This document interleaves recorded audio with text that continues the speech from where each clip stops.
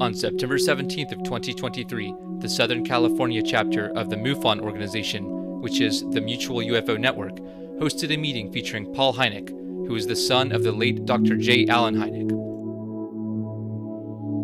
Paul's father was an astronomer who ended up investigating UFOs for the Air Force, and later on founded his own research organization known as the Center for UFO Studies. Here, Paul gives a presentation on what it was like growing up in his family along with his father's work and the Hynek legacy. He also discusses what it was like working on the Project Blue Book television show, along with the latest focus of his research to continue his father's work.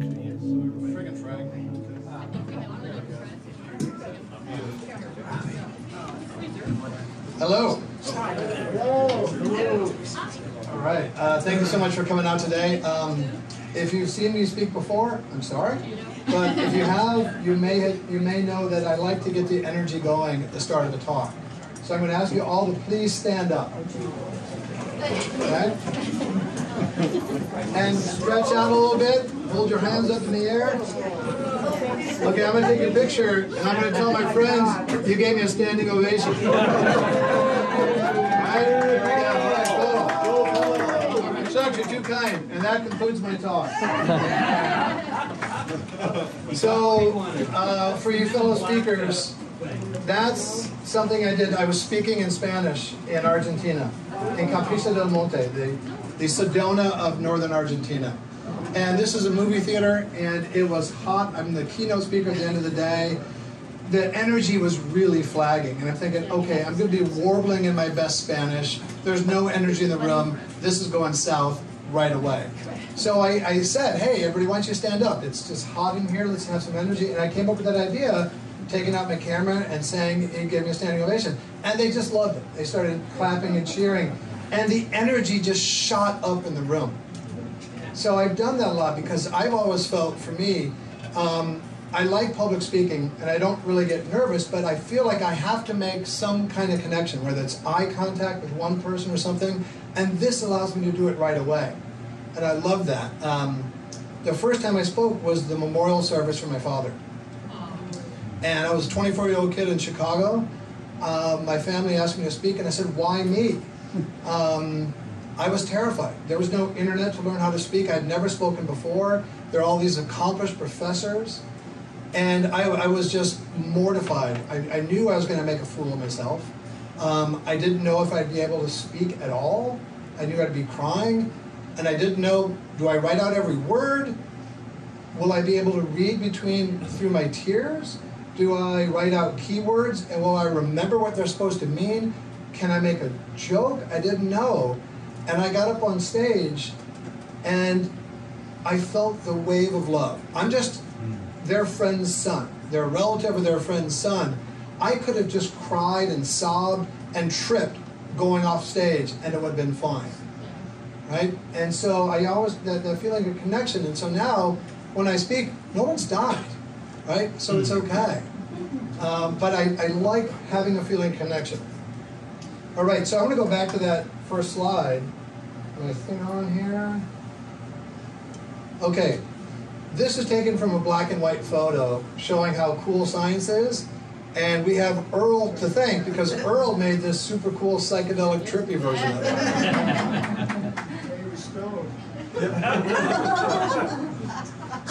I may be now. It's okay. Yeah, it's okay. We're more friends here, right? I don't think I was when I did that. I don't think I was. That didn't sound a whole lot of conviction there, right? It wasn't, I was not. Yeah, so do I. So today I want to talk about a protocol I have for evidence, building upon my father's work. But Earl said, hey, Paul, that's all fine and dandy, but tell some anecdotes. Okay? Sorry. It's okay. When Earl says something, I do it. So we're going to start off with anecdotes, sort of ease our way up to the evidence. Okay. I can't see with that blue light here. Okay. Well, there we go. Okay. So, folks in ufology know my dad is a UFO guy. People ask me, what was it like growing up in your household? And, you know, everybody's childhood is normal to them, good or bad, until you have hindsight and look back at it. And for us, our dad wasn't a UFO guy. He was an astronomer. He was a professor who had a side hustle of UFOs later in life. But when we're talking about things, it's always the scientific method, this sort of curiosity about the world and trying to think about it in a scientific way, and then with the sort of accent of UFOs. So this is from 1957. Anybody know what happened in that month, speaking of news, in October? Sputnik, right? So my father was in charge of Operation Moonwatch, which was a program at the Harvard-Smithsonian Astrophysical Observatory, where Avi Loeb now has my father's old job. And their job, my father's job, was to put 12 observatories around the world to track what were then known, or were then predicted to be known as artificial satellites. So he went all around the world. He also created the first international citizen science teams, because if you put observatories in places, well, you need people there at night doing the observations. So he put one in Iran, and he wanted in Shiraz to be close to the ruins in Persepolis, and he met with the Shah of Iran. So we have all this kind of, all my siblings and I have inherited Iranian Persian artwork from when he went there. And he met with the Shah, who said, hey, can you stop the brain drain of the Persian students from not coming back to Iran after they studied in the US? My dad said, I'll try. And then their team in Ohio helped refine the measurements of the Earth. And this also helped pave the way for GPS. In World War II, he worked on the proximity fuse. So this is the cover of Life magazine in 1957, and that's my dad on top there. Hold on a second. Do I have the little circle coming up? Nope. So I got a laser pointer here. That's my dad on top of the world, a la James Cameron. Right? So that's how we knew him as a scientist. And so, this is a little bit finicky. There we go. Here he is, a rare picture of him in his natural habitat. You know, before computers, if you look at books with designs and things like this, they had wonderful analog things to show the world. Really, really ornate. Here he is speaking at the United Nations, along with Jacques Vallée and the recently passed Lee Spiegel, who put it together. Rest in peace, Lee. This is the observatory, or was the second observatory at Northwestern University where we grew up. My father grew up, was born and raised as a little Czech boy in Chicago, didn't speak English until he went to kindergarten. And one day, when he was about 7 years old, his parents took him all the way up to Evanston, which is just north of Chicago, to see the Dearborn Observatory, which was one of the most important observatories in the late 19th century. And that really made a big mark on him. He already knew he wanted to be an astronomer, but later in life he became chairman of the Department of Astronomy at Northwestern and had this observatory built on a landfill. Now, it's called LARC, Lindheimer Astronomical Research Center, after the Lindheimer family that donated the money. And they said, Professor Hynek, we'd like to have an observatory. And he said, great, I know a great place in Corralitos, New Mexico. And they said, no, we want it here. He said, City Lights. They said, it'll be here. So it was more of an educational facility. And it's exoskeletal to minimize the vibrations inside. Now, what I remember most about there is going there a lot at night, but when it was being built, there were these great big dirt mounds. And we used to bribe my brother Joel's brother, who had a Saab with a roll bar. We would give him like 3, sometimes 4 if he was feeling really hungry, Charleston Chew candy bars, to drive up those dirt mounds as far as we could go. Okay, now, they say that you really find fulfillment in life when you fulfill something that you wanted in your childhood, or something that would really be resonant in your childhood. Look at the smile on my dad's face. That's my mom with the hat next to him. Tell me that's not pure bliss. Yes. Okay, now I'm going to tell you what this is, and be ready to be impressed. I'm glad most of you are sitting down. This is the Wilbur, Nebraska Czech Day Parade. And my father is a Grand Marshal. Já jsem Czech, kdo je víc? Right? I mean, that is just, I just love that. Again, in his natural habitat, science is cool.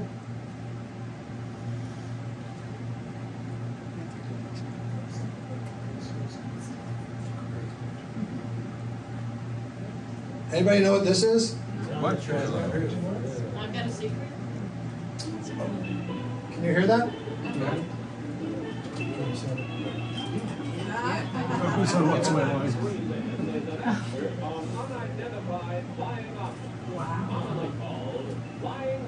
How trippy is that?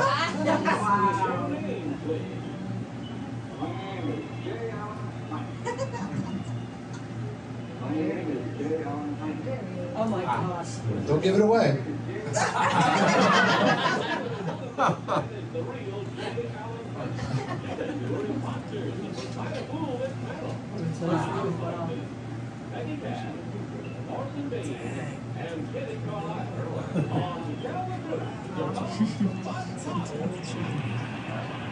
We'll just watch a snippet of this.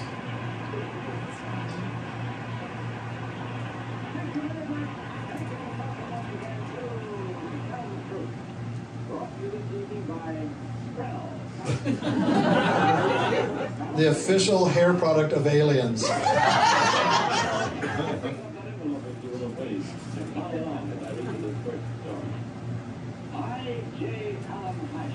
a professor of astronomy and director of a large university observatory. I'm also consultant to the United States. Is there a way to crank up the sound? We've got a couple more videos. Oh, sure. Well, I guess they wanted to hear them. I think so.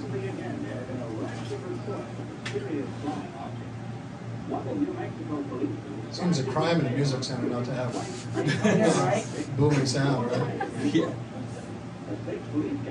He found the ground still smoldering several hours later. While many of the hundreds of sightings each year can be explained as the result of natural phenomena, others so far seem to be without a logical explanation. Signed, J. Allen Hynek.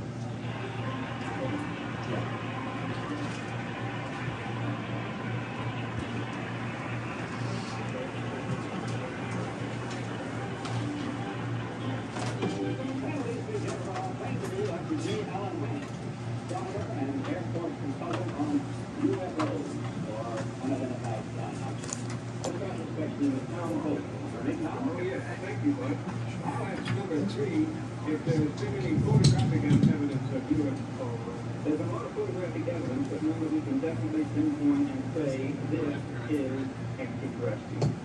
Extraterrestrial? Terrestrial? From someplace other than planet Earth.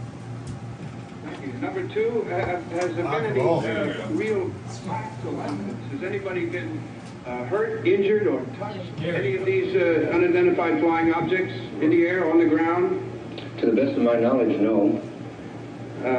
Number one, has there been any radar evidence that you know of?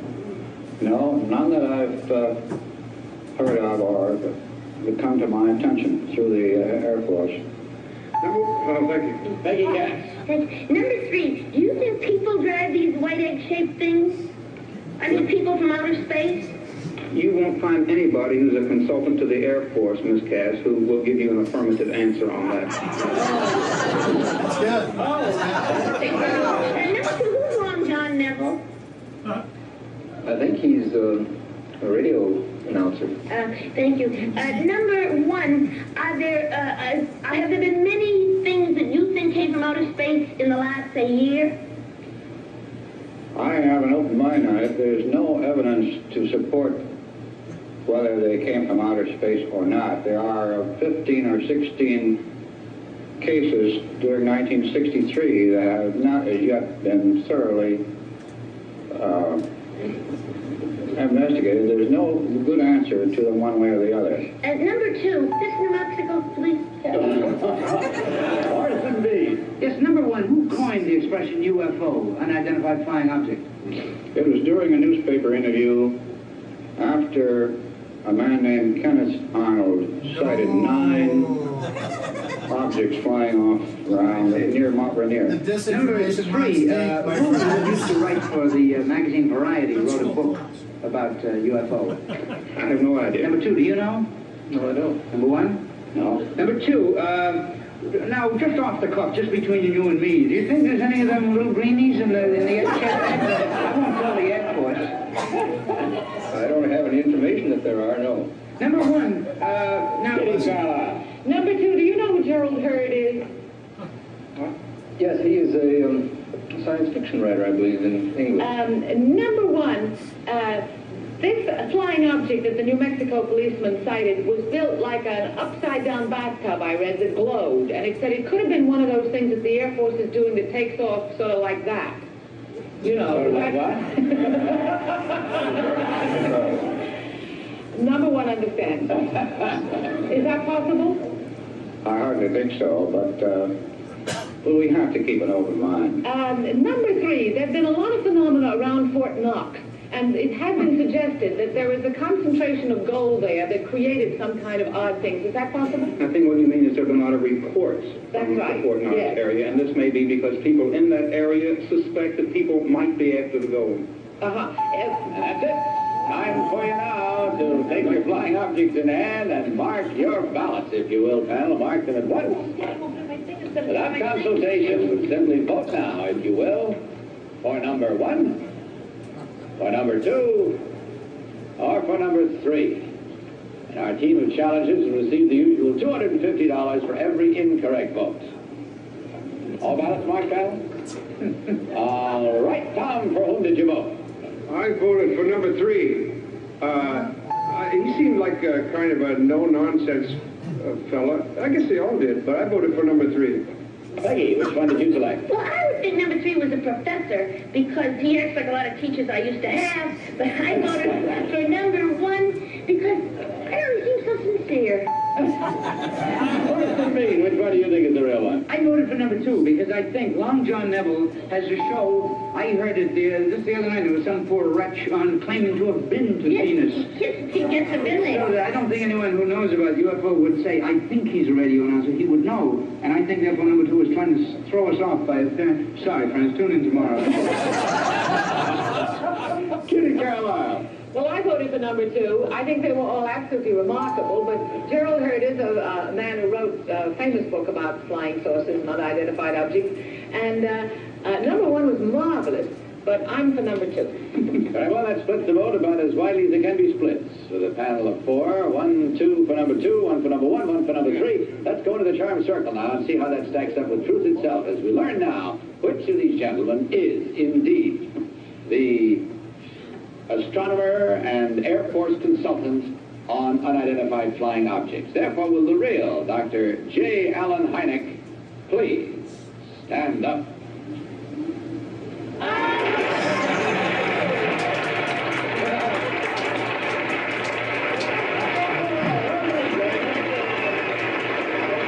Very well done. Just to set the record straight, Dr. Hynek is chairman of the Department of Astronomy at Northwestern University and director of the Lindheimer Astronomic Research Center. Very, very pleased to have you with us, Doctor. Number 1, what is your real name and what do you really do? My name is Frank Amy. I have my own engineering firm in Hopewell Junction, New York. Thanks, Thank you, sir. Number 3, what is your real name and what do you do? My name is Barry Farber, and I do a local interview program on WOR.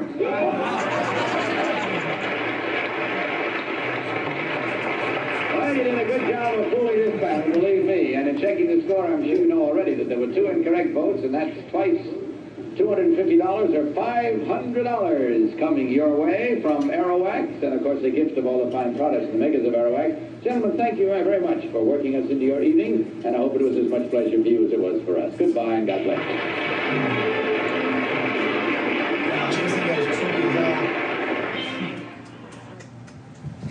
Okay, so I'm asked what was it like at home? Thank you. So this is not my home. This was the home of my family. There's sort of 2 generations. There are 5 kids in our family. I'm number 4. I'm the favorite 4th born. There were 3 kids in a gap of 12 years, and then my little brother Ross and I. Before we were born, the family, when my father was at Harvard, they lived in Belmont. And this at 46 Orchard Street. And here's something I found out about 6 months ago. So I'm on a family Zoom call with my siblings. I say, hey, let's look at the house we lived at in Belmont. I'd never seen this house before. And then Scott says, oh yeah, see that window up there? That's the Maharishi room. And I said, yeah, I have no idea what that means. And they said, oh, the Maharishi Mahesh Yogi spent a month in our house. 3 weeks before he met with the Beatles. And we got our own personal mantras. Like, I didn't know that. How many things have you found out from your parents or your aunts or uncles that they didn't tell you that you find out from other people? I mean, my parents, probably like a lot of folks you know, weren't in the habit of saying, oh, did you know I did this? Or, yeah, that reminds me when the Maharishi came over for the month. They just didn't say these things. Like, my father was an equestrian trick rider in college. Wow. I have a picture of him, I gotta find it somewhere, on the top of like a human pyramid of horses. He did that because the stable master's daughter was really cute. Here's my father with my brother Joel, who Earl knows, on the Empire State Building. This is his 10th birthday, first flight. I got to go to Detroit. Fine city, fine city, fine city. That's our family at home. My father taking the picture. My mom on the far right. Joel, me adjusting my hair. My sister, sister-in-law, and my brother Ross behind me. Again, another picture. My mom holding court. My father traveled a lot, more than anybody else I ever met. And my mom was very strong, very independent, and just very strong-willed. Okay, so Seinfeld stole the poofy shirt from me.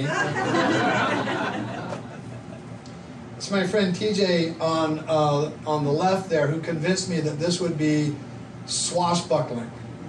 So I am, from the waist up, entirely clad in my mom's clothes to instill that fear, to become that figurehead of menace in the neighborhood. That's right. Okay. So, wow, transpirate? Okay. So, here's me on the far right in men's clothing for a change. And that's my brother Joel in the hole. And that's my brother Ross and a friend on a rope swing you can barely see in the back by the house. This was our backyard. Okay? So what is happening there? We are digging so many holes so deep that Joel rigged up a lawnmower engine to a pulley to lift buckets of dirt out of the ground.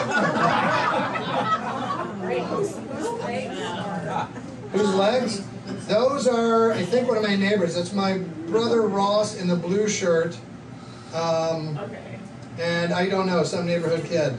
Might be the guy who broke his arm swinging around the tree on the rope. Sorry? At least what's left of him. So what? At least what's left of him. At least what's left of him, right. So my mom had a rule. So my mom endorsed all this. And they actually put my brother and I on TV for what we dug out of the backyard, which is kind of opposite from the direction that Hyneks typically go, right? So my mom had one rule, though. If she came home and saw us rooting around in the backyard and she couldn't see every body part of every person in the hole, we had to fill in the hole and start a new one. That was the only rule. Okay, so that's my brother Joel building a jet engine in the backyard. We call this Tuesday. Now, if you look up on the porch, I'll show you an insert. So that's Joel. So there's my mom. There's me. And there's Ross eating, I think, Trix with orange juice. None of us are even looking at what Joel's doing. It didn't raise to the level of attention. I mean, there's like a squirrel in the tree or something over there, right? So we had a very rich childhood with all sorts of shenanigans. And Joel, by the way, was on the initial short list of suspects for the Unabomber. Oh my God. Because he was lighting off bombs. I mean, one day in the same backyard, he decided to play around with remote fuses. So he put a whole bunch of explosive materials underground and then thought, I better cover them up. So he put a bunch of lawn chairs and things like that, lit it off, and fragments and shrapnel went all over the whole block. So the local constabulary came, and Joel had to go to everybody's house and apologize. And most of the neighbors were saying, "That was a good one, Joel." Now, you see the window underneath the insert? And there's also a door to the basement there. In that window, behind that window, was Joel's room. So one day, he's making nitroglycerin. He's like 16 years old. So he called up the supply stores, pretending to be from some industrial company, and had the supplies delivered. He's making nitroglycerin and putting it in one of the proximity fuses that my father had worked on in World War II. It starts bubbling over. So he and his friends run out of the house in panic, leaving my mother, my brother Ross, and me blissfully unaware right above in the kitchen behind that picture window. This kid should have been arrested. He was. He blew up. He was going to blow up a power tower in Pennsylvania, Carnegie Mellon. And then he lives here in Agora Hills. And we have massive New Year's Eve parties. But his house burned down, not because of him, because of the Woolsey fire. That he said. Right? And so when that happened, it was 1918, or 19. No, he did not. He was in China. I was in San Diego speaking at a blockchain conference. It was 2018 November. And then I went overnight to Baltimore to speak at AlienCon the next day. And I got to AlienCon, I found out that morning before that, no, it was still the same day, at 6 a.m., Joel, his wife, they had a big house. Joel, his wife, their 2 daughters, their 2 husbands, and their 2 daughters, who are all living in the sort of the compound, evacuated the house at 6 a.m. They went to my house. They had to evacuate from my house at noon to another place. Then I called them up. Joel's in China, I'm in Baltimore. My sister-in-law is in Agora Hills here. And we find out from one of their neighbors their house had burned down. Now we didn't know the extent. And I said, well, I'll cancel AlienCon and come back. And Joel said, why? You can't get into your house and you can't get into my house. So Robin said, well, do you have a bag of money? So we started a GoFundMe campaign and we raised $80,000 in a week. And I thought, okay, well, there'll be a lot of stuff left over. And Joel was the inheritor of my father's 3D slide pictures. My father was an excellent photographer and had these 3D slides from around the world. UFO cases, traveling, family, and he was great at like compositing with like a branch here, then like the cable car in American Samoa in the background. Those almost all burned up. Everything in the house burned up. So I thought, well, not the tools, right? The metal tool case, the drawers fused together. Literally, the only things remaining in the house were like the charred husk of the dishwasher, the oven, the fireplace, and porcelain ramekins. A couple bronze figurines. Everything that survived the fire fit in the back seat of my car. And I have a Prius, which I call my Lesla. It's a slow boil. So, but now they've built a guest house and rebuilt the house. The new house will be ready by this Thanksgiving. Now, we used to have parties there with hydrogen and oxygen balloons this big in diameter. And we'd have 40 or 50 of them way up in the sky. And then we'd bring people, after having wet down all the hillside, and give them arrows with an inch or so of sparkler attached to the end of the arrow, light those on fire with torches, and then they shoot them at the balloons. Now the hydrogen makes the flame, the oxygen makes the boom. One of his neighbors said we put a crack in the foundation of his house. So we're doing all these balloons, so one year on New Year's, and at this point, I'm not the one doing any kind of drugs or anything. So the police come. They said, yeah, we got reports that there's all sorts of stuff going on here. Oh, no, look, we have all these balloons here. We're not doing anything. So they left. And then we let off all the balloons, and a different group of cops come back. And Joel is plastered. Joel was unavailable for comment. So I talked to the police, and we got out of it. But Joel does visual effects for movies. And for my money, I think he did the most iconic visual effect in all of cinema history, which is bullet time in The Matrix. Thank you, thank you. And he figured it out, and the other visual effects. Then his company said, hey, look, we got another movie we'd like you to take over. His assistant, John Gaeta, took over on The Matrix and won the Oscar for what Joel did. But Joel won the Oscar for the other movie, What Dreams May Come.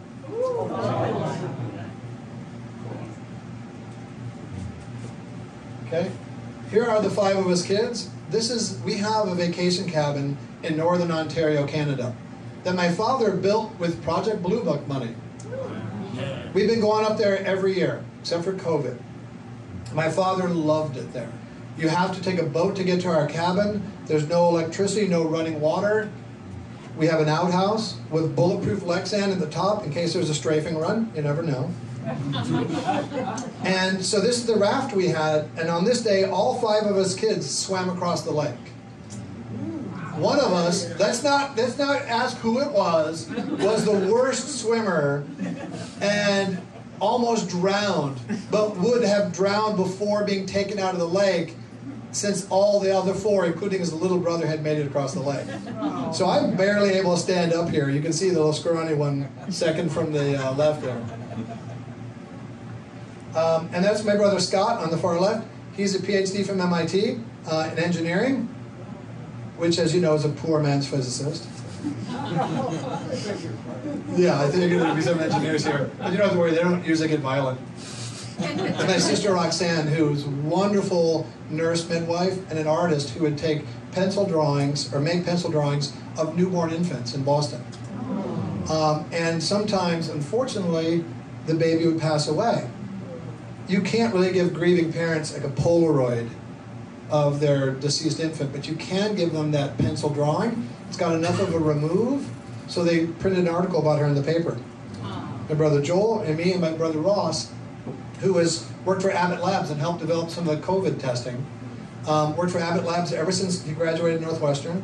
He might have worked for Hewlett-Packard, but during the interview, he said it was going really well until he crossed his legs and the interviewer saw he was wearing red socks. And he said, what an asshole the guy was. And I said, what an idiot you are. Why are you wearing red socks during an interview? He goes, well, my black ones were dirty. Who cares? The dumb one. Okay, so in 1973, I was negative 20. My father said, hey, we're going on an eclipse cruise. Oh, April 8th, next year. Already going. Including in Dallas, right? Full, total solar eclipse. Did any of you guys see the one a couple years ago? Yeah, the one in 2017. Yes, thank you. Unbelievable. Yeah, it was awesome. How many of you guys have seen a total solar eclipse? Okay. There's not a lot of things in life cooler than that. And if you've taken somebody who's like, oh, what's the big deal? They're the ones that freak out the most, right? Because you have sunset all around you. All like the night alarms go off, the night animals start chirping, temperature drops 15 degrees. And it's one of the most viscerally odd things you'll ever encounter. Just imagine back in antiquity when you didn't know it was coming and you maybe had a less than rational view of the world. But it's coming up April 8th, and it's in the U.S. There's no reason not to see it. We got, I think, splinter groups in my family. Half are going to my brother Scott's house in Maine, and then the rest of us going to my brother's house in Dallas. You're welcome to join us. We're going to Dallas because I think we have a better shot at clear skies. But I can't stress enough how cool this eclipse is. So in 1973, my father said, hey guys, family, we're going to Africa. Cool. Well, Africa's kind of incidental. We're going on an eclipse cruise, and the main spot we're going to is a spot off the west coast of Africa. We're going to go for 2 weeks, and we're going for free because I'm speaking. Awesome. And then he said, and we're going to share all of our meals, our family and one other family at a table for 2 weeks. Neil Armstrong and his family. Wow. Now, I'm an 11-year-old kid, son of an astronomer. There's nobody in the world I would have rather met. So I spent 2 weeks with Neil Armstrong and his family. And many years later, about 15 years ago, a friend of mine was working with Mark Armstrong, Neil's younger son. And neither of his sons liked talking about their dad. They just got tired of it. So everybody at the company, Web TV, knew not to ask him about it. But then a good friend of mine said, well, Paul knew him as a kid maybe. So he asked him, he says, oh, cool, tell Paul, here's my number. And we hung out. Cool. Really, really nice. And so I think I want to do this in the right order. So this was an article in The Sun in the UK from 2019 that talked about this cruise. And I hadn't really thought about it so much from an adult point of view, but it was Neil who requested to sit with our family. So either he's super interested in astronomy and my father's astronomical career, or UFOs. And indeed, he almost started a new UFO research institute with my father after the cruise. But he just wasn't much for the limelight, and you know, that was still the days of the National Enquirer, which we heard talk about today. So, but he did talk with my dad and correspond regularly. So, and this was part of the article. Here's a letter that my father wrote. Now, my father had typical professor scribbling. And for me just to see this randomly is a very emotional thing. I don't know about you, but when I handwrite, sometimes it looks like my mom's, sometimes it looks like my dad's. So to see my father's handwriting is super cool. Now, when I came here last time and spoke, somebody came up and asked me if they would autograph a copy of my father's book. I said, sure, it still seems kind of weird to me. I opened the book, and there's my father's autograph, because he had autographed it. And even more, it said USS Canberra, which was the name of that Eclipse cruise ship. It was a very emotional time for me right here in this room. And here's some of my autograph sheets. You can see Isaac Asimov and then Neil Armstrong. Isaac Asimov, old mutton chops. These, I don't know because I was 10 years old, but they seemed like 20-year-old girls asked him for his autograph. He wrote on their thighs with a Sharpie, Isaac Asimov was here. I thought it was the coolest thing I'd ever seen in my life. Also, Neil deGrasse Tyson was on the show.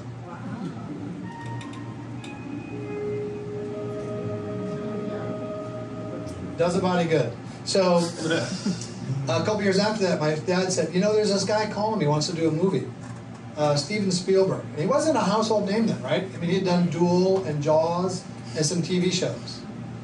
And my father was a little bit hesitant at first because this is kind of a fringe subject, if I may. And when Hollywood comes to calling, they're not typically doing a movie about the village of the nice, happy people. Right? It's going to be dark. Right? Most alien portrayals are dark. And my father didn't really want that. So he was a little bit hesitant, but he became very comfortable with Spielberg. So Spielberg bought the rights for the title Close Encounters, which was my father's classification system. Close Encounters of the first, second, third kind. And hired my father as a consultant and gave him a cameo role in the movie. And my mom asked me, hey, do you want to meet the director? I said, sure. Then the day came to meet him, which entailed driving like 45 minutes from Evanston to O'Hare Airport in Chicago. I said, yeah, I'll pass. My mom said, no, you said you're going, you're going. So I met Steven Spielberg under duress. And then I came to meet him again later because I worked in visual effects on Avatar, Lord of the Rings, a bunch of movies, and on the movie Tintin, which he and Peter Jackson directed. Same time we were working on Avatar. And his longtime editor, Michael Kahn, was walking down the hallway. This is soon after the movie Wolverine was illegally released. So studios kind of clamped down on security. George, you may remember that era. And so we all had name badges with our name on it and pictures. I'm walking down the hallway, and Michael Kahn is like, I don't know, recreationally scrutinizing everybody's name tag. He sees me and goes, Hynek, are you? That's my father. He goes, oh, Jay Allen was a wonderful technical advisor. And I'm thinking, on a movie, a technical advisor and an editor are in different worlds. I don't know even how they would meet, but apparently they did. He said, he was a wonderful guy. This is like a Friday afternoon. He says, does Steven know you're here?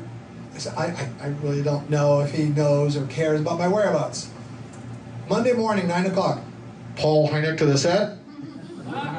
Okay, so I go to the set, and there he is. And he says, I remember you, Paul. Very nice to see you again. And Kathy Kennedy, his long-time producing partner, was there. So we talked for about an hour and a half. Kathy said it was the movie Close Encounters that got her into movies. And they worked for a year on a movie about Kelly Hopkinsville. Oh, yeah. So I didn't know. And we talked for a long time. I said, hey, my brother Joel's in town. Can I come back and bring him back? They said, of course. So we come back later, and what I remember most was Joel said, Stephen, when I won my Oscar, I was super nervous. Okay, 1 billion people do that, right? And he said, but I remember looking down and seeing you in the front row and seeing you smiling at me. And that really grounded me. Did you know who I was? And he has that sort of Spielbergian twinkle, and he says, of course I did, Joel.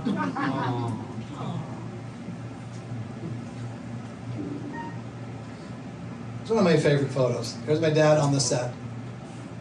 Precious few responsibilities, feeling comfortable.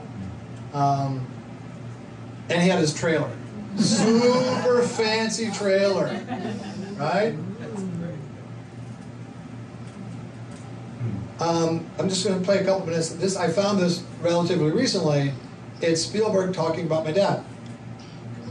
Yeah, I was very influenced by J. Allen Hynek. You can hear that okay, right? He was not looking at UFOs as science fiction, but he was looking at them as science speculation. And he was employed by the government through Project Blue Book for 20 years, investigating all of these UFO things that were so big in the 50s. In a nutshell, Hynek was a disbeliever who didn't believe.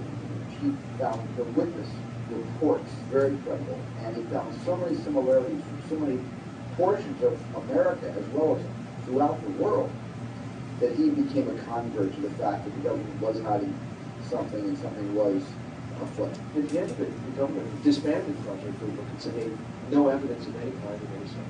And Dr. Hynek said, who was very much a skeptic and wanted to be a disbeliever because that was the scientific approach, Dr. Hynek said they had several hundred cases of absolutely unexplained UFOs. He didn't say what they were, he wasn't saying anything out of space.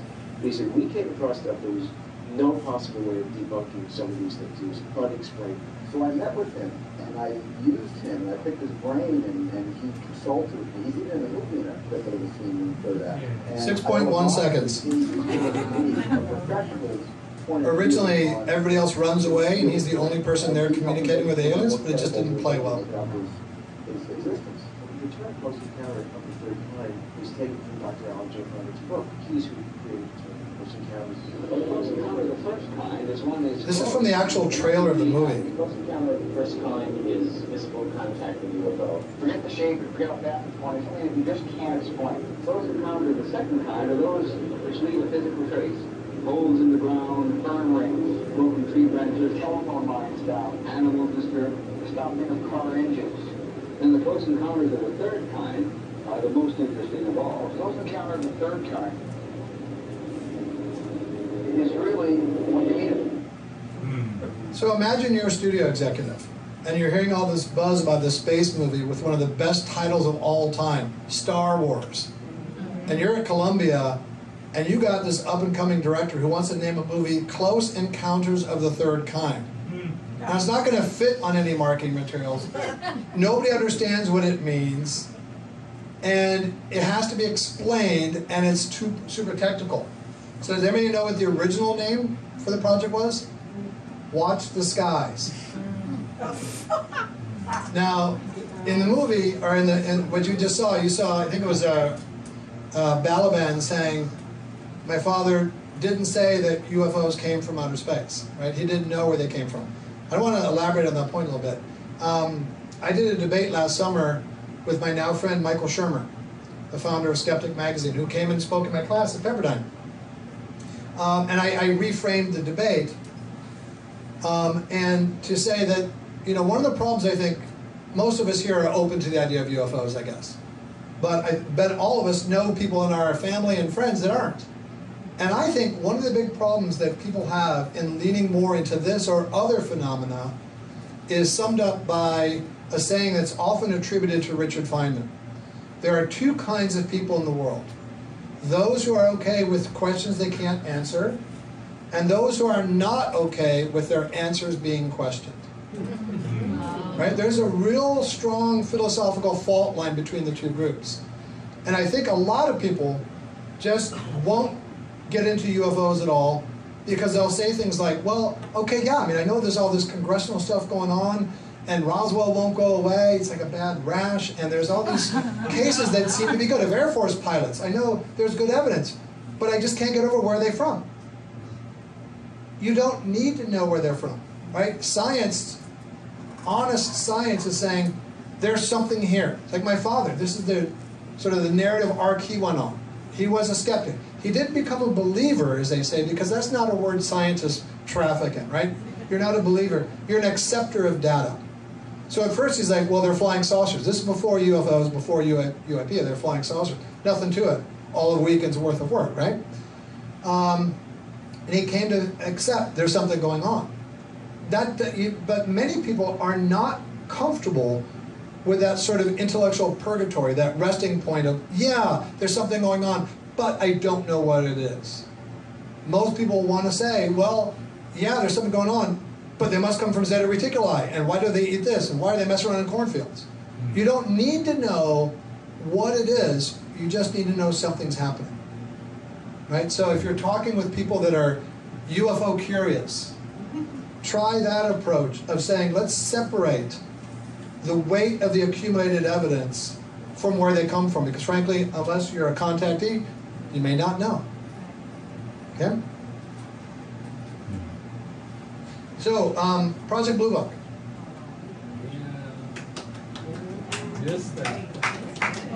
So the harshest reaction I get are with the UFO people.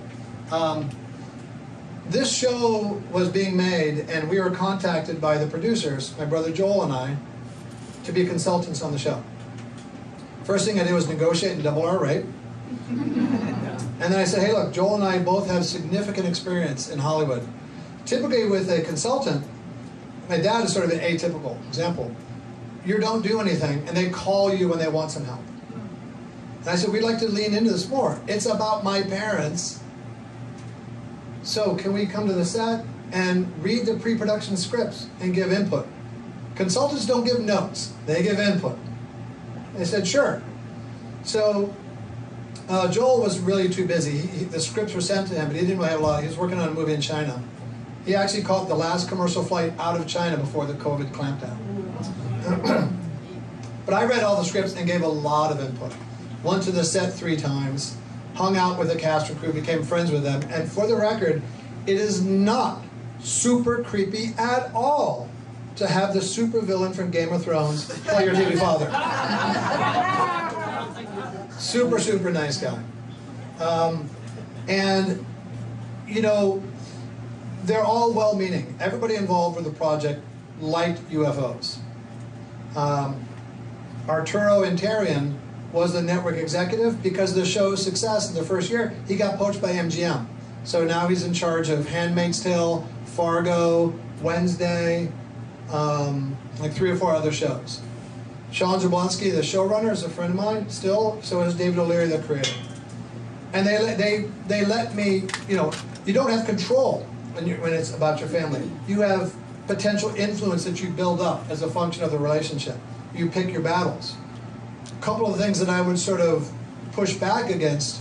One of the things in Hollywood, you need to have like an authority figure, but you can't bring up a new authority figure for every situation. So they'd start having my father talk about plants in Kentucky.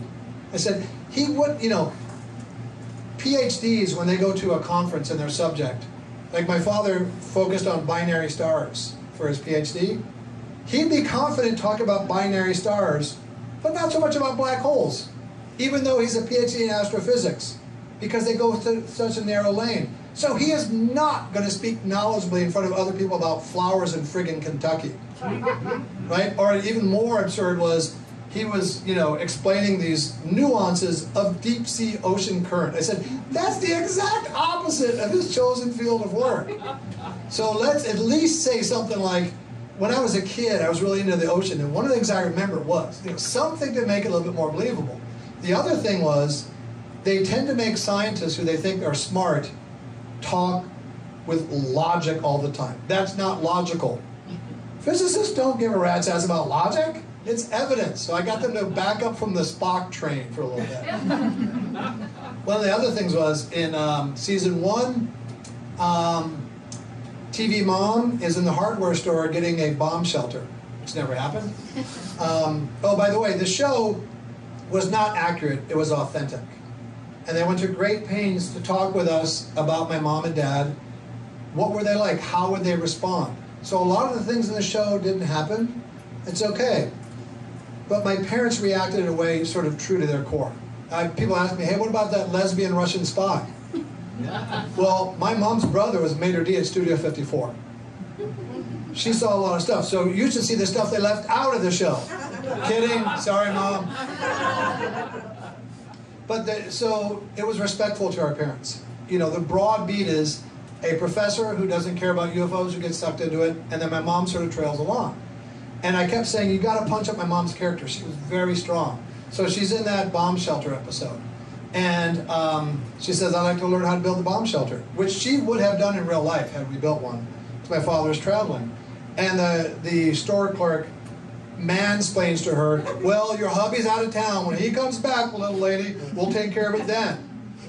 So that wasn't, her response wasn't in the script, but this response I'm going to tell you was in the show, and was, no, wifey's building it, so you'll tell her now. So I get calls from my family saying, that's exactly what Mimi would have said. And I said, I know, I wrote that line. So the show was super fun, and there were a couple times when Aidan Gillen, who is, you know, he's best known for Game of Thrones, but he's been in like 85 zillion movies and TV shows. If you just start watching a show, if you watch like 5 random movies on Netflix or HBO, I bet you he's in one of them. It's just incredible how often I see him. And he's just an amazing chameleon. Somebody asked me, why would you put that guy in as your father? First, not my decision, but it was a great, you know, inspired decision. But the fact that you're responding so emotionally to his Machiavellian turns on Game of Thrones means he's a really good actor. He's a really sweet guy. And he told me that after he started working on the show, he's in his, you know, home Dublin in a grocery store, and somebody comes up and says, hey, Aidan, what you working on now? And Aidan says, oh, a show called Project Blue Book, not expecting much of a response. And the guy said, oh yeah, about Hynek. And Aidan said, I love that because now I'm not the villain. So it whitewashed him. So the show had great look and feel too. Now this is the night of the premiere. Earl, you were there.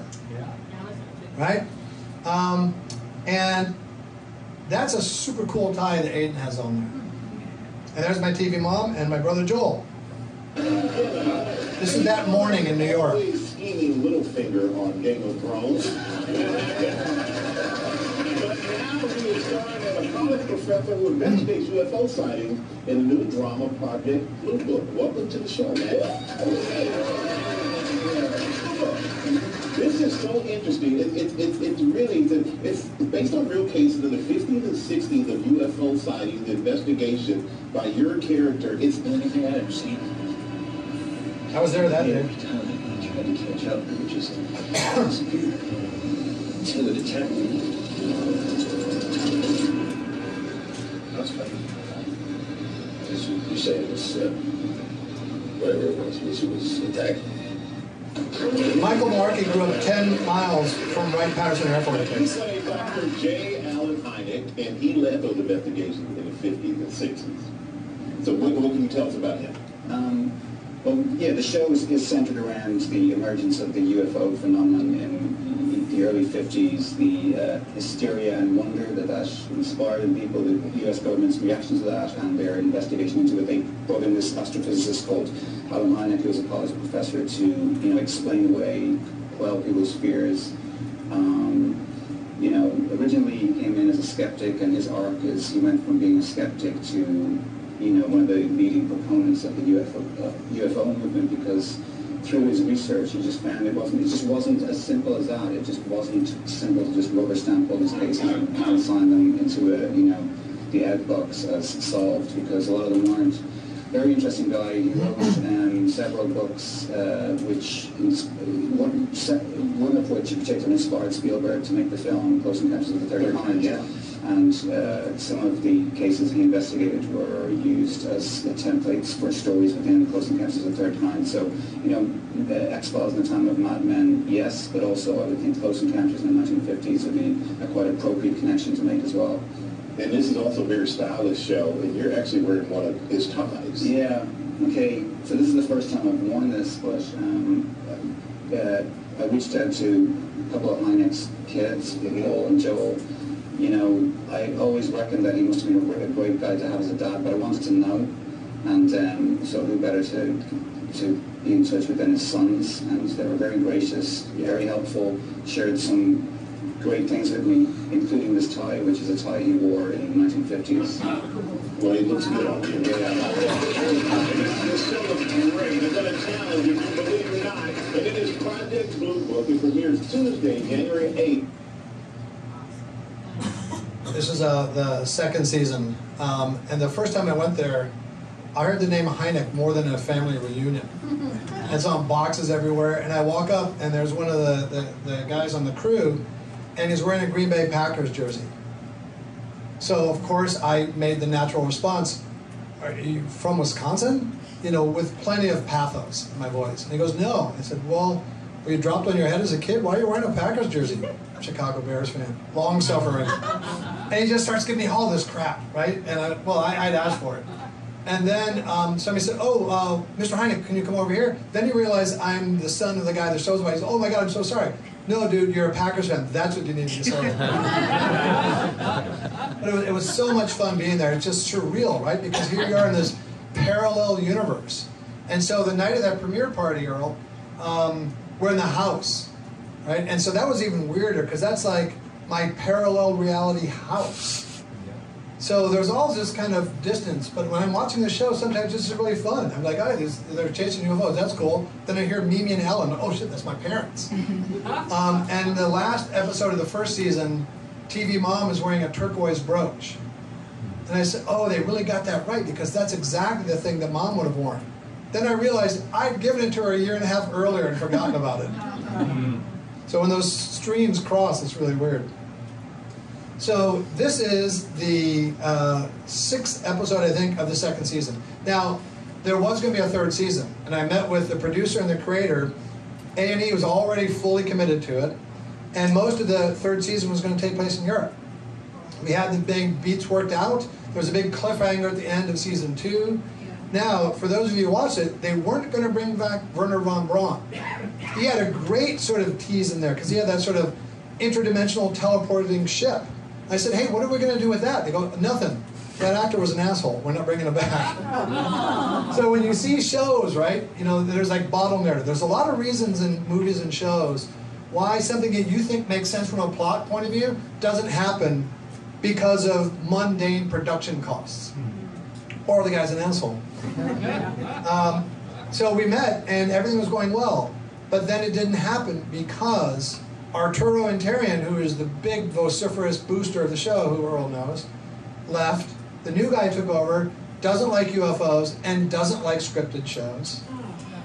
Right? And then COVID. So just too much for the show to overcome. So this is the 6th episode of the second season. This is about Close Encounters. So it's a pretty sparse recreation of the set. So I'm there that day. And okay, so this scene is really cool. And this is one of the 2 times when I just felt Aiden channeling my father. So I took this on my phone.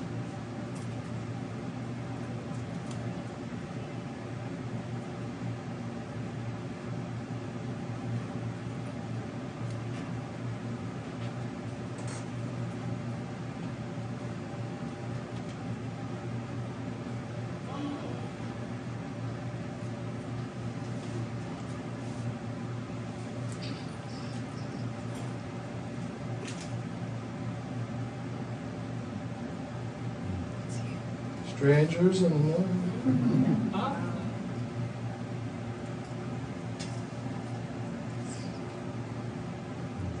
Aliens always hit their mark. They're wonderful to work with, not like children.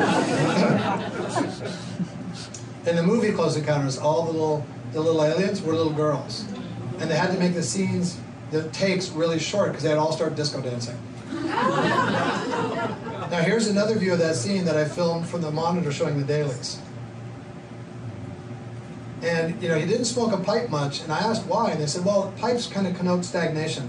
But here he does the pipe, and you can hear me just barely laugh when he puts the pipe in.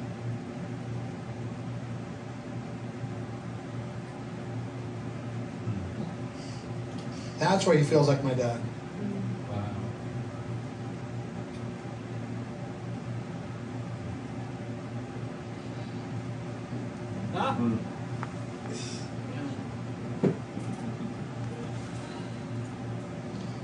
So that was super cool. Yeah.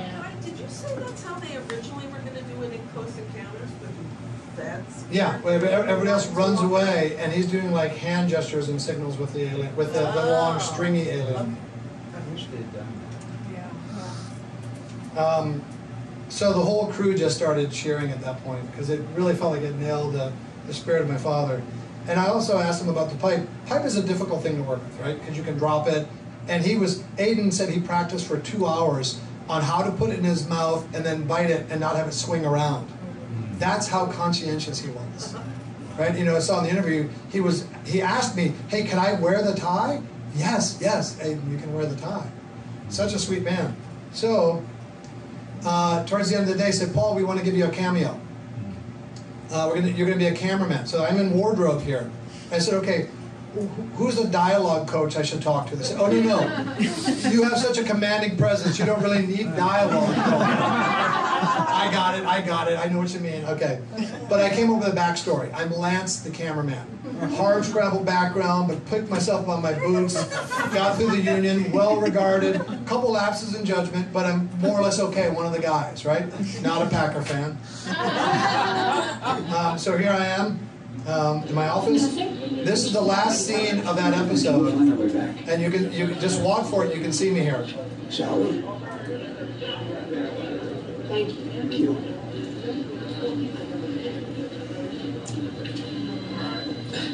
And look around. None of us would be here for it. And I wouldn't be here if it weren't for you. Nailing it.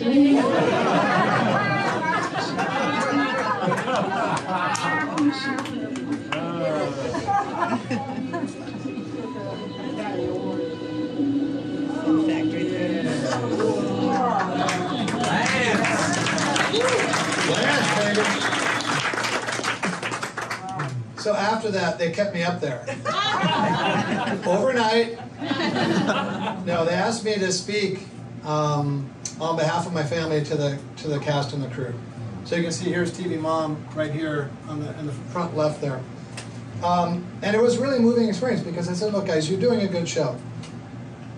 Works of fiction, like Close Encounters, Project Blue Book, half in between is kind of an interesting creative concept. But if you do documentaries and books, it might not bring that many more people in. But something like Project Blue Book or Close Encounters, it's got action, it's got fun, so maybe half the family just wants to see a good yarn, a good drama, and maybe they get sucked into it. I think it makes the tent larger. So it's good for the phenomenon. And it's a respectful look, and it's not the super unhappy people. So I'm talking for a while, and then when I come down, Aid says, we're going out. So we went out drinking until 7 in the morning the next day.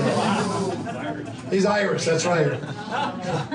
And so we were at a bar, and he is just famous, right? So people come up to him, and they want him to do the monologue from Game of Thrones and all this other stuff. And then we go back to his apartment up to 7 in the morning, and then the next day we watched a couple episodes in the hotel up in Vancouver. But it was a really fun experience. And it's just nice to develop the relationship such that you can make meaningful input. Yeah? In Close Encounters, was there a significance in Devil's Tower being... No significance to Devil's Tower. Next question. They're really good, huh? No. I don't know where you're going with that. Nope. There was nothing in the paper this morning about it either. Nope. I don't know. A lot of people have said to me, okay, so Paul, we know Spielberg was approached by the government told what to do, told what to put in there.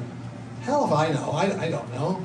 I mean, to me, sometimes you can get a little bit of Occam's razor burn in trying to read conspiracy and government puppetry into everything. I don't know. All I know is that aliens and zombies sell in Hollywood. So it could just be Spielberg wanted to do a movie, you know, he was tired of the water, right, and sharks. He wanted to get away from that. Could just be that. I don't know. And, you know, I'll tell you this. I don't give a rat's ass what the government says or does. They are a bad faith actor. They led my dad around by the nose for 2 decades. I couldn't give a crap what they say or do. I don't care what they have. And so here's an experiment I did at the MUFON Symposium a couple years ago to show you sort of how I think about this. Okay, let's do a role play here. Let's imagine that we are all the top brass of the United States Air Force. Okay?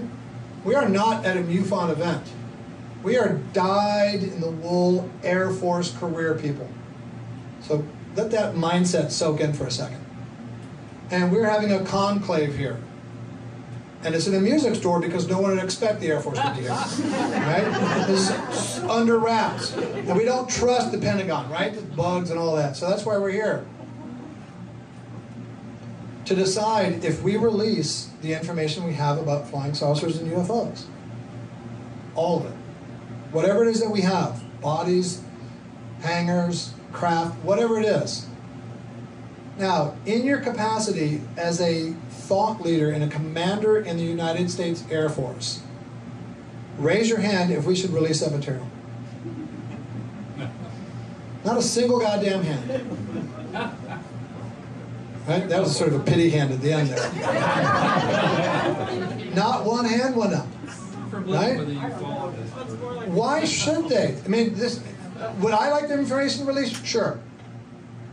It's not the job of the Air Force, nor the United States, especially the Air Force and military, to lessen our dependence on fossil fuel.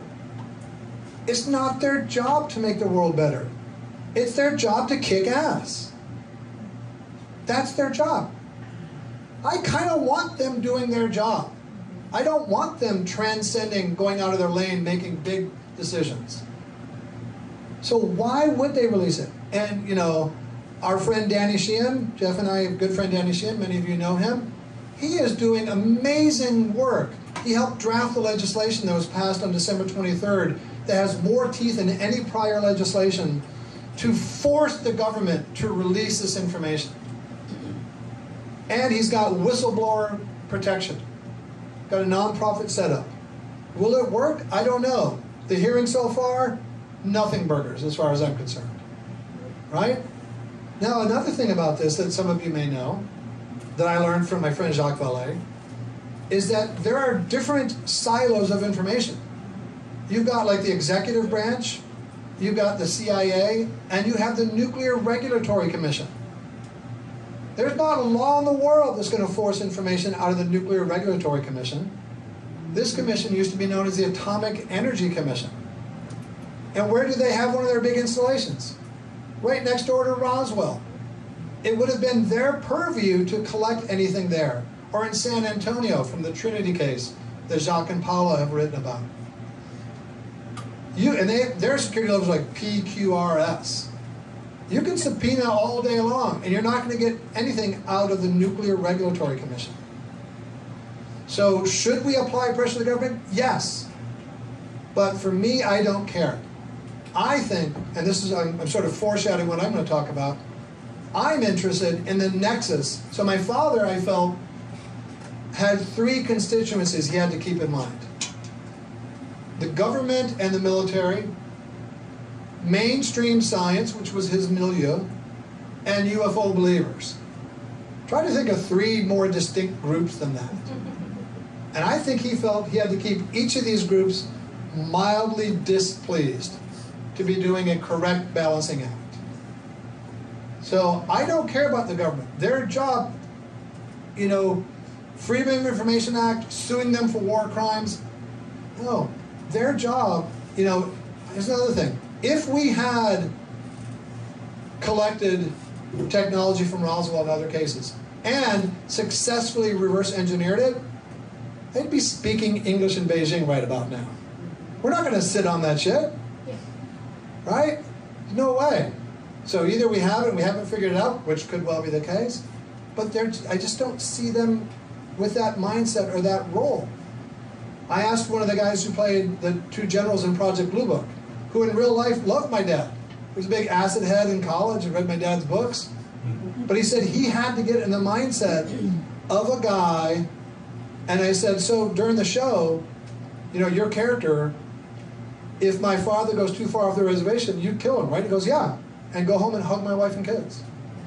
Because my father, in his view, would be tearing apart the fabric of national security.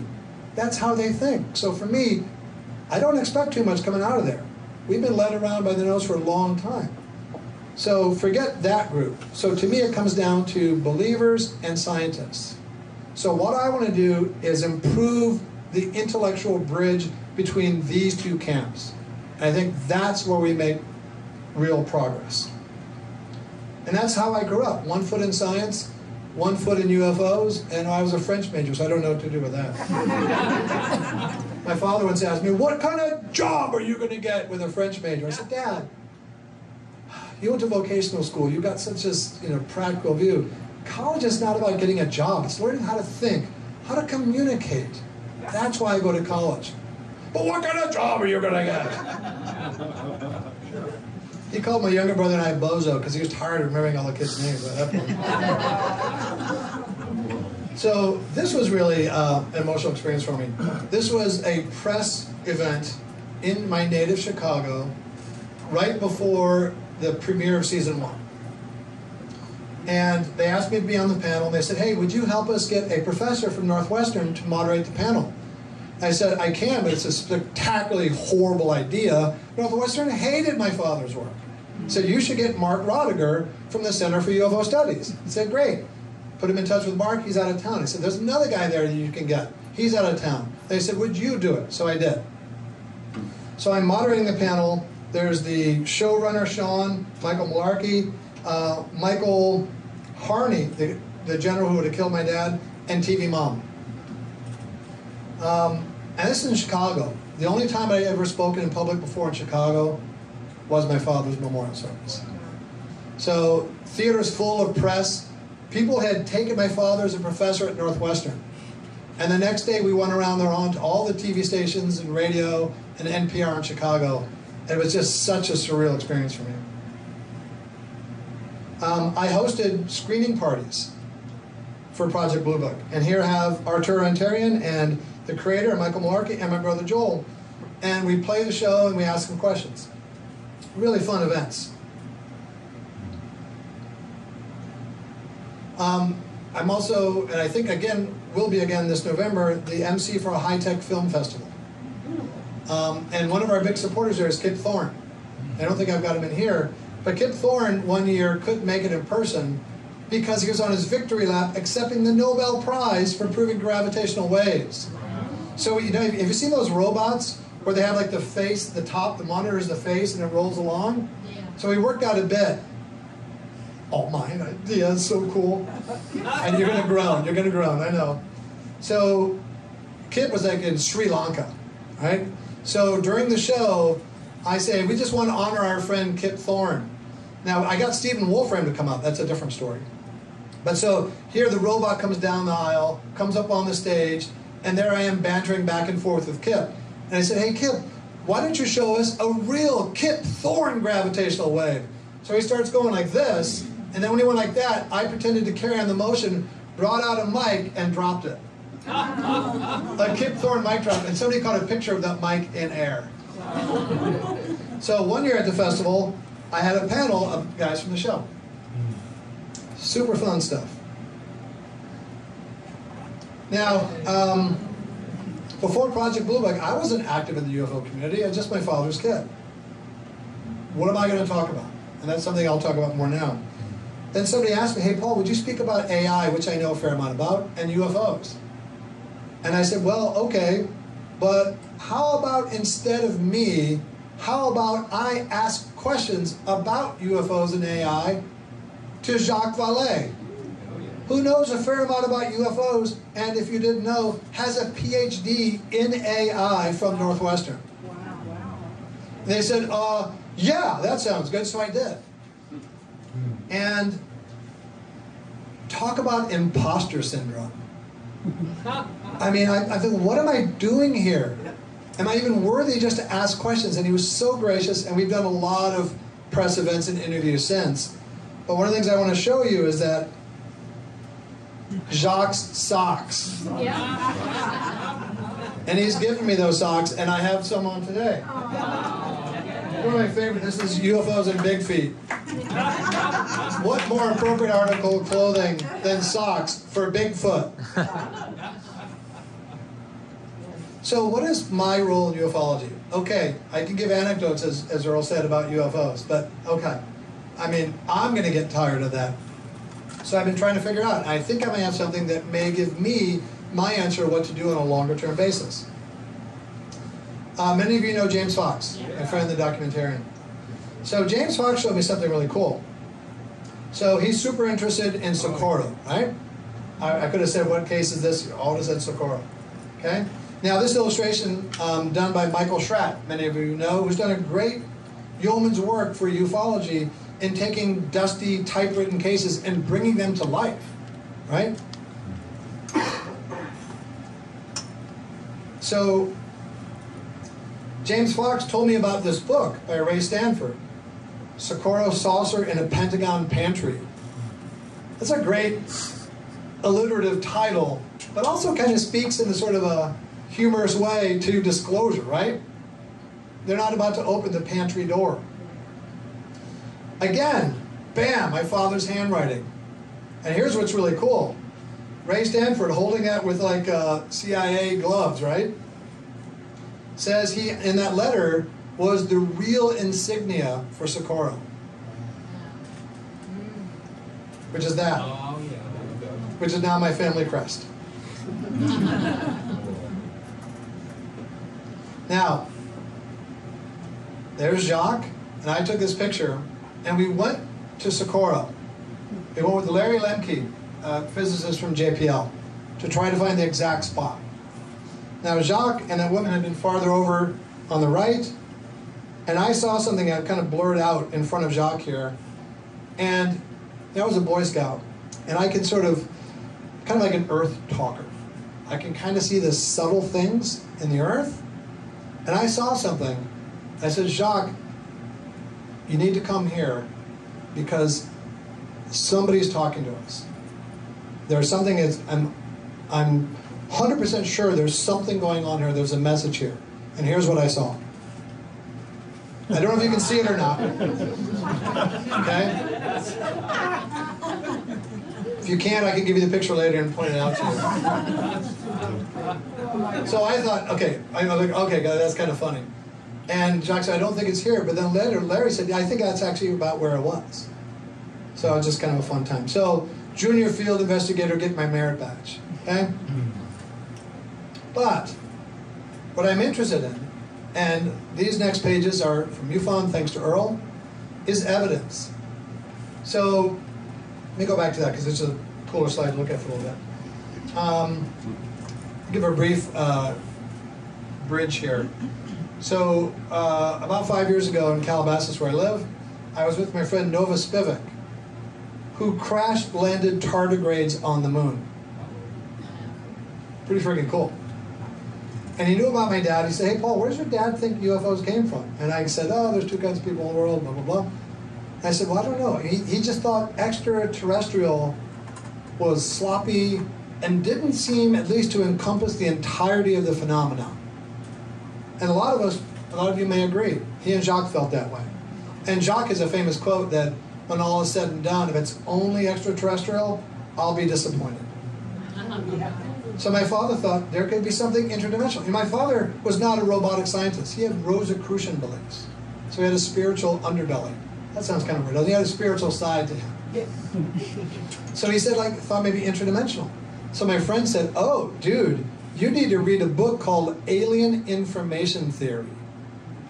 Like, Alien Information Theory, sexiest book title ever. What the hell is it about? He says, DMT. You got me. Is that some super secretive government agency? He goes, no. It's the most powerful psychedelic in the world. I said, keep talking. And he said, there's this book.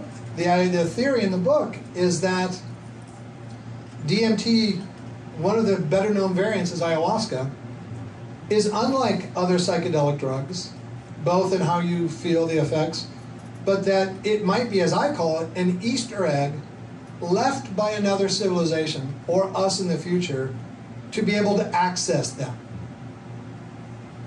Holy crap, I've never been more intrigued in a book in my life. So, a couple hours later, I met a new guy that had been introduced to me at that same place in Calabasas. And somebody told him, hey, Paul can help you get your movie made. I promptly talked him out of making a movie. And he's talking about what he does. He said, oh, and I do DMT facilitation. Like, holy shit, can I hijack the conversation and talk about DMT? And he goes, well, I guess the universe already did. And he said, you want to do some right now? I'm like, holy shit. He said, I'm going on vacation tomorrow. I got 10 pounds of crap to put in a 5-pound bag, but in 2 weeks, we did. So I started doing it. And I read Rick Strassman's book, The Spirit Molecule. And I was struck by the case histories. They kind of paralleled the early days of UFO reports. Commonalities in the witness reports. And remember, my father said it might be interdimensional. Well, people that take DMT report it feels hyper-real. And one of the qualitative differences in the reports, I'm not saying it's real, but I'm saying it's real, is that people feel that, oh, I'll give you my example. So we do it, I bring another friend to my house, we do it at my house, and of course this is in the light of the imminent California decriminalization of these substances. And we do it, and I had the sort of quintessential experience that others have reported, which is amazing, but I thought, okay, that may have been implanted in me by reading about this. So I asked my other friend, who had never heard of it before that day, who came over, drop of the hat, and did it. And I said, what did you feel? He had very similar experience, which I thought was super cool. So what happened when I took it, I was transported, I felt this amazing intelligence, and I said, thanks for having me, you gotta be polite. Are you what we perceive to be behind UFOs and aliens? And I felt trillions of miles of synapses and neurons firing. And the answer came down to me, we can't explain in a way that you would understand. And it didn't feel like a cop-out. And I thought, well, if DMT is related to UFOs, and maybe ghosts, maybe Bigfoot, and who knows what else, yeah, I could see that that could well beyond my level to understand. And I was super encouraged. I come whisking back. I've had other experiences where I don't get transported, and I feel like they're coming into me and giving me emotional cathartic cleansing.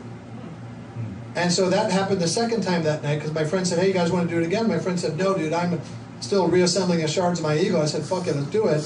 And that's when it sort of came into me. And it lasted 45 minutes. I was living between the beats of the music, between grief and gratitude. And I told my friend, I said, look, dude, it feels like the plant medicine for that second time gave me what I needed, not what I wanted. He says, you're starting to catch on. The next time I did, again, the same thing. And they said, welcome back, Paul. Let's pick up where we left off last time. Now, to me, that's fundamentally different from any of the other psychedelics I may have done in my misspent youth. This steady state of intelligence is a hallmark of what people report. So now I felt emboldened that, wow, there could be something to this. I mean, we don't have proof that scientists like Michael Shermer, Seth Shostak, and Neil deGrasse Tyson accept. It hasn't worked. Now, we got a lot of people, thanks to MUFON especially, gathering evidence. But I'm going to go this different route. I'm going to try to do this end run. So, doing it and reading more about it. And then I see a Contact in the Desert put on by Ron Janix. Ron Janix, everybody. Amazing job they did under trying circumstances. And I see that Andrew Gallimore, the author of Alien Information, is going to speak. And so I say, hey, Ron, wouldn't it be cool if he and I do another presentation, the two of us, for 90 minutes on stage, UFOs and DMT together at last? And Ron says, great. Andrew Gallimore said, great. Met him the night before. We were friends, fast friends the whole weekend. And had a great time. And I'm now that much more emboldened that this may be an end run. And just in a nutshell, Andrew Gallimore, who's a professor in Tokyo, his theory is that, well, look at it this way. If you look at the timeline of human history, for most of our history, you could call it pre-technological. We are in what he would call the technological period now. And now with ChatGPT, many of us are more open to, whether we want it or not, the idea that we may evolve to a post-biological civilization. Right? That's at least on the table now. If that happens, then that probably happens with other civilizations. So think of how narrow the sliver of time is for another civilization to be in what we call the technological period. We're trying to communicate them with SETI and other tools, but for the vast majority of their existence, and they're probably eons beyond us, they're not talking that way. So our detection techniques would be invisible to them. That's why this DMT end run, which just seems to be more than just an accidental plant. It feels to me like it's an Easter egg. It's something that's left here. You know, many of us in the room feel that nuclear installations are negative indications that go out in the universe to bring people here to say, hey guys, knock it off. It's a different matter, but I think Bitcoin is a positive beacon for those in the universe. And I believe in Bitcoin astronomy. Now, when I've talked about Bitcoin and DMT at UFO conferences, people say, dude, we're talking about UFOs, real shit. Why do you got to get weird with crypto and DMT?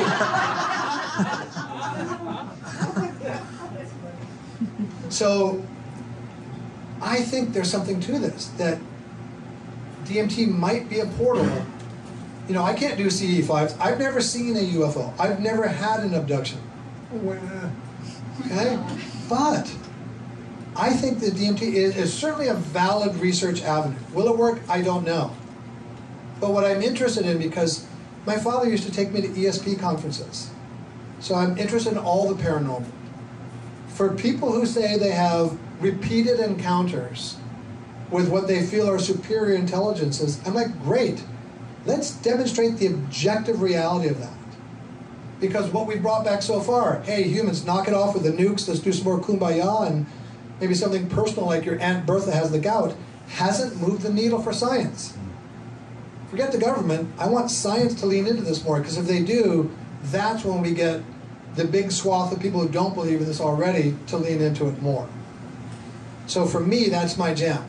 DMT is a way that I can command anytime and do this substance and have these experiences, have what I feel are these hyper-real communications with entities that have told me that there is a link. So how do we do that?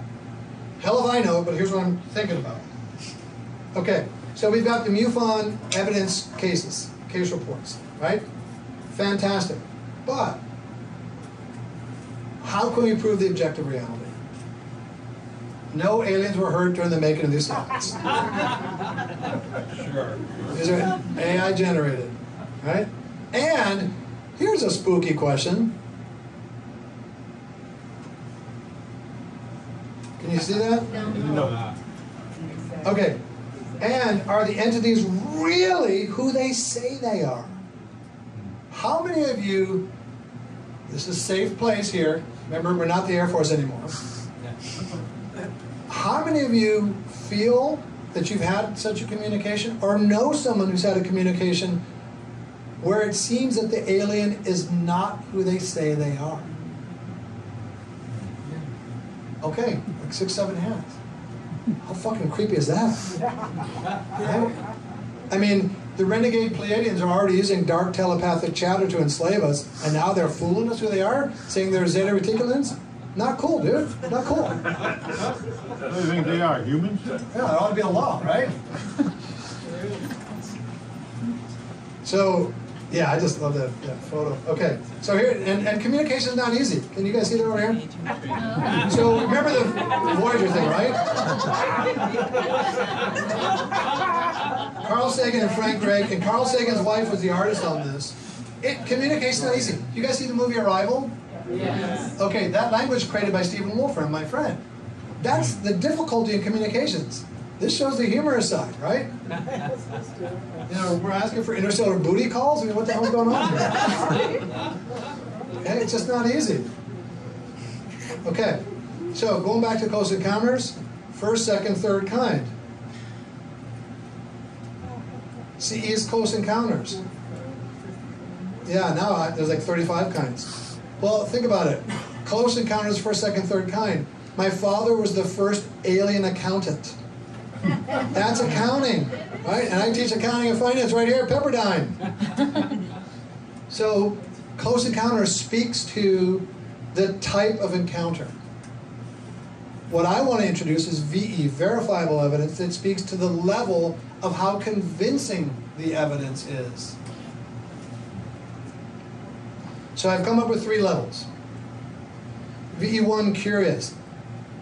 Just like with a close encounter of the first kind, has to be like 500 feet away, not just a daylight disk or a nocturnal light.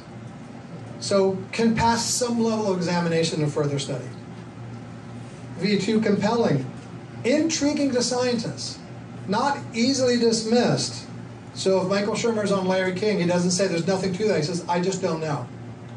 But it's not sufficient in and of itself. And then convincing, because evidence isn't proof, right? That's not the language of scientists. But it's accepted by a majority of the informed reviewers mean MUFON, to not only be unidentified, but to seem to not be of conventional origin. It's not enough that it's unidentified, right? We're not categorizing what happened, we're categorizing how good the evidence is. It's a higher standard. It's not like probable cause is beyond reasonable doubt level. Okay, so I'm going to show you this. So we have convincing, the high level, compelling, and curious. And there are different types. Should I move back? Can you see easier if I move back? Am I in the way here? No? Okay, I'll call them out. So the first area is corroboration. Radar, additional witnesses, media accounts. Those are all helpful in bolstering the veracity of a case. I don't think they raise to the level of convincing, though. Physiological. Bring me an alien and we'll talk. Right? Effects on the earth? Sometimes. I mean, those are compelling, but still not convincing. Biosamples? Animal mutilations? Yeah, that's curious. I don't know what to make of that shit. Technological. Bring me a craft. We're in business. Or part of it. Or non-Earth materials. Now, we've had a lot of lab assays done, Jacques and Gary Nolan. And for a while, Tom DeLonge was hooting and hollering about some materials they're going to release. They're going to blow this thing open. But materials aren't going to convince the whole world, right? You know, this is the era of fake news. And by the way, this is not your father's disclosure, right? I mean, we tend to think of disclosure as that signal event of a flying saucer landing on the lawn of the White House and an unimpeachable figure like Walter Cronkite narrates. Everybody in the world would have believed that. But now, depending on which party's in the power, half the country won't believe it. So disclosure is a harder game now, and it's also, as many of us think, not an event, but a process. And I think a slow process I just don't care about. Okay, so factual. Give us some future information. Like the lottery number for tomorrow. Right? Tell us about some astronomical mysteries that we don't understand. Information that we don't know. And this is maybe the best category. Mathematical. Right? This is unambiguous. Okay, so from the compelling level, And Marco Rodriguez has done some really good work with this, specifically in the context of DMT, where he'd say, look, go into the DMT experience asking them to factor a very large prime number, which humans can't do. And you control so they're not looking on a phone or anything like that. And they come back with the answer. That's interesting. Then he said, let's do one more. Person A goes into the DMT experience, asks them to factor the prime number. Person B goes in and brings back the answer. Right? That's super cool. But to me, the gold standard of all of these, okay, so let's say we did that. Oh, Michael Shermer, the founder of Skeptic Magazine, and I told him, hey, Michael, look at this. He said, okay, you're speaking our language now. Now you're in the right ballpark. But this one case isn't going to do anything. Okay, Michael, let me bring you 10 more cases like that, and then he'll lean into it. But to get all of them involved, you solve an unsolved math problem. The Millennium Institute has 7 unsolved math problems, and they'll give $1 million to anybody who solves one of them. Don't have to be human. Okay? So, Riemann hypothesis, P versus non-P. You solve one of those. Michael Shermer is not going to say, you've proved aliens, but he will say, you've proved that you or somebody that you were or felt were in communication with has unknown levels of intelligence, and I want to know more. We don't have that level of interest, but that's what that would do. Unambiguous. Communications. Okay. My laptop's acting up, or I do a Zoom call with the Borgs from Zeta Reticuli right now. Right? That would be pretty good, right? Photos, videos, audio, step down, documents, crop circles. Interesting, but it's kind of hard to relate that to anything in particular. And then personal. Personal doesn't mean anything else to anybody else, but maybe, so what I want to do is inculcate this attitude in experiencer communities at large, not just UFOs. Any experiencer, DMT, Bigfoot, ghosts, whatever it is, for people who are interested in demonstrating the objective reality of their encounters. Many of us don't care. Many of us don't really care, even if it's real to ourselves. It's valuable. But some of us do. Some of us would like to say, you know what, I'm tired of bringing back this information and people not believing me. If people believe it's objectively real, the message I've been imparted with will gain more traction. Or I'm tired of people calling me crazy, or I want to know. So for those who are interested, I want to give this tool set to say, hey, this is the kind of thing that you need to do. I've already got the scientists buying in. They're not going to keep moving the goalposts on this. We talk their language, we bring them their stuff, instead of like randomly giving them what we find, to the extent we can, and I can attest, in my experience, it's not easy to control these encounters. But I'm hearing from more and more people now saying, I have repeat encounters, and they want to help you. Great. So there's a way to do it. But one of the things to do is personal. So demonstrate to me that you're real. Right? So one of the ways I do this, and I brought one of these for everybody here. I call this the Verifiable Evidence Personal Identification Number. So I'm going to pass these out if you want. It has room for 5 digits. Letters, numbers, whatever you want. I have one in my wallet. So if I have an experience with somebody who has superior intelligence, one of the questions I'll ask is, can you tell me my PIN, my VEPIN? They could either do it telepathically, remote viewing, go back in time, I don't know. If they can do that, that's not going to prove anything to anybody else, but it's going to make me emboldened to approach this phenomenon more and know that this alien, this entity, has some kind of super level power of cognition and is interested in playing ball. So for me, that's the first test. So I've made all these slips here. I'm happy to pass them out, or I'll just leave them here. You can collect them. And I would just put one in your wallet. Put on 5 digits. Not going to hurt. And now you have your own VI pin. VEPIN. So in case anybody asks you a question or you want to sort of verify, are they real? Now you have a way to do that. Okay? And I'm going to develop this more and have the whole protocol, have a little wallet card. But I think that's one step on what could be a very long journey. I mean, this is the hailest of Hail Marys I can possibly imagine. But a lot of people are doing great work with disclosure. I'm not going to help with that. But I can help with this. And this is the way I think I can help.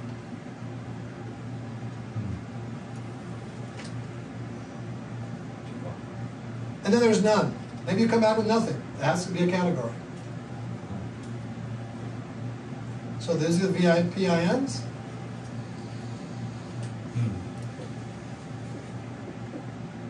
Now, people have said, hey, Paul, your fashion sense is clearly on point. Your house must be awesome. Wow, really laughing? Okay. So, my living room has a theme. I'm doing a lot of remodeling in my house because, okay, so my niece Lauren, have any of you seen the live action version of Mulan? That came out a few years ago? My niece wrote that. My niece and her partner co-wrote that. Now, her partner is married, lives 5 minutes from my house, takes care of my cat when I'm gone, and is my house Nazi.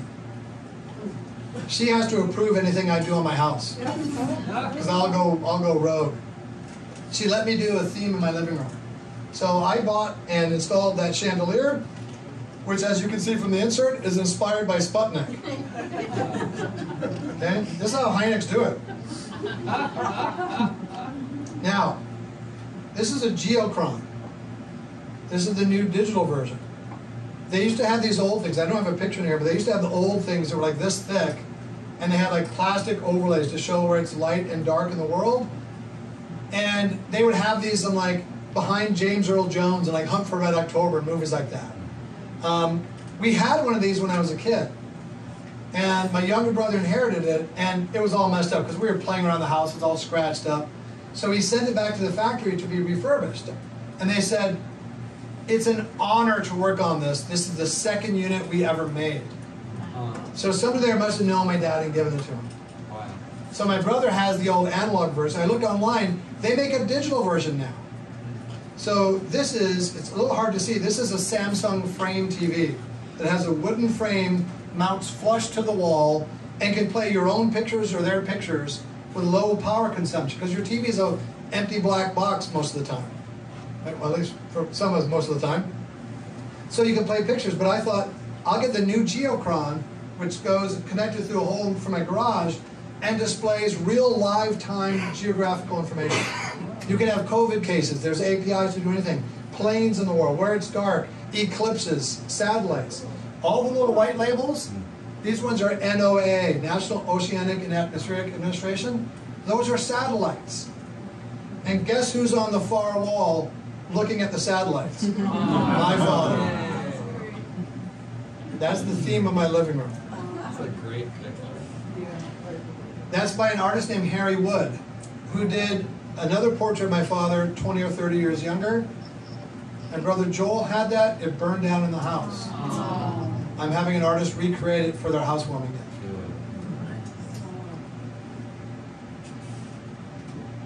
This is the outside of my house, or it was until House Nazi put her foot down. She said, that little window to the right of your house, first of all, it's sloping a little bit, and it looks weird. Cover that shit up. At least a little interior bathroom. And I said, okay. So I got something like this. Okay? The letters are too big in real life. This is before I had it. It looks a lot better. But now, on the inside of the bathroom, it's dark now, and there's a window to nowhere. So I got a framed poster of a window with a flying saucer because that's how Hynix do. Okay, here's my last slide. What is this? I know, but I'm not going to say. Your desk. Yeah, my desk. Remember, I'm a French major, so hardly. Okay, well, let's sort of pick out a few things here so we can understand maybe the whole. What's that thing over here? Tesla coil. That's right, Tesla coil. Okay? What's this thing up here? Box. Box. Also known as a superconductor. Yeah, now it's getting good. And then, of course, there's a can of 7-Up, which adds up to an anti-gravity machine. How many of you have heard of Claude Poher? Okay, famous French astrophysicist, super interested in UFOs, part of the inspiration for the Lacombe character in the movie Close Encounters. My brother Joel has a very good friend who's now a good friend of mine, who also has an Oscar for visual effects, a guy named Hoyt Yateman, who I forgot to tell about this presentation today. He would have loved to come. Sorry, Hoyt. Hoyt heard about Claude Poher's work and theories about a particle called universons that, if harnessed or created, I'm still not sure which, could create limitless energy and anti-gravity. So this is Hoyt's garage. He's quite the machinist. He said, look, Joel, I need you to help with the electrical stuff. And I said, can I just be like junior executive lab assistant? He said, sure. So I documented, I got really good at ladling the liquid nitrogen. So we started doing experiments. And basically it involves the dissonance between a superconductor and a semiconductor. And the idea is that that will either harness or create universons, which travel forever, and create thrust. So we filmed it, and we had those things bathed in the liquid nitrogen, and we saw sparks, which is encouraging. But they may have been too close together, we don't know. You know, in reality, to make this work, just like my talk with the DMT folks, you got to put in that Seth Godin 10,000 hours. You know, what are the odds that Poher's onto something? I don't know. We've spent a few afternoons. Super fun, I'm going to do more. But this is what I got from my father, this lean intuitiveness, this curiosity about the world. And from Benjamin Franklin, let the experiment be done. There's a lot of things that we can do. What I want to do is have us work with scientists to do our own stuff. We've got cameras. We've got diagnostic equipment. If the government wants to get on this disclosure train, they can grab on the caboose. But they are not leading the train anymore. Yeah. Thank you.